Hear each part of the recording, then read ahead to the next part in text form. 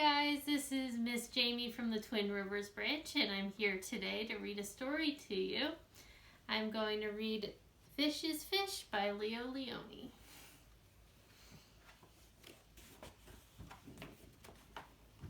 At the edge of the woods there was a pond, and there was a minnow and a tadpole swam among the weeds.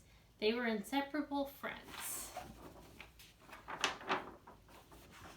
One morning, the tadpole discovered that during the night he had grown 2 little legs. "Look," he said triumphantly, "I am a frog." "Nonsense," said the minnow. "How could you be a frog if only last night you were a little fish, just like me?" They argued and argued until finally the tadpole said, "Frogs are frogs and fish is fish, and that's that." In the weeks that followed, the tadpole grew tiny front legs and his tail got smaller and smaller.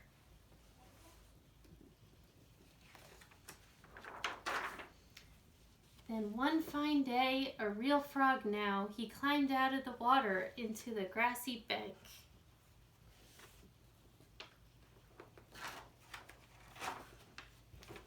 The minnow had grown and it had become a full-fledged fish. He often wondered where his 4-footed friend had gone, but days and weeks went by and the frog did not return.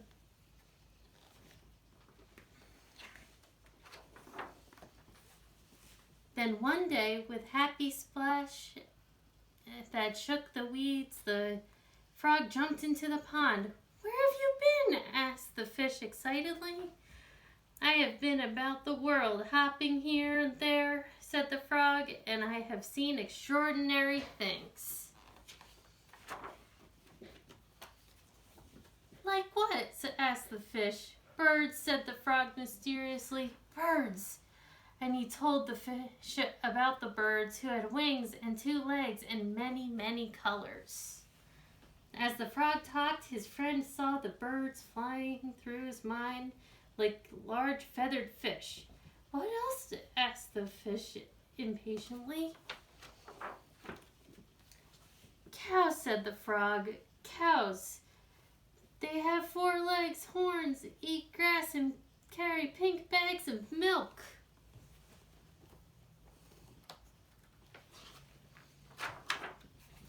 "And people," said the frog. "Men, women, and children."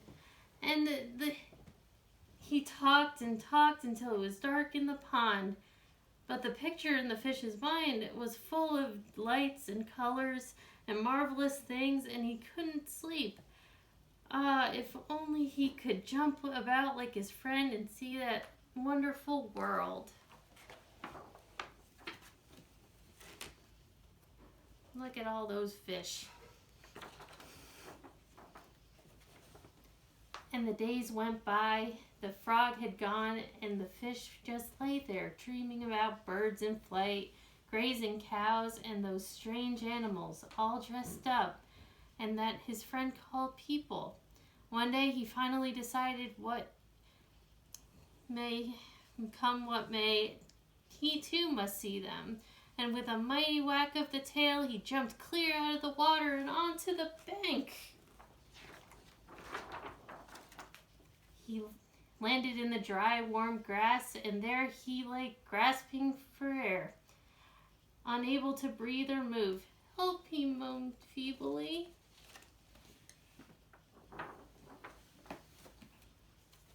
Luckily, the frog, who had been hunting butterflies nearby, saw him and with all his strength pushed him back into the pond.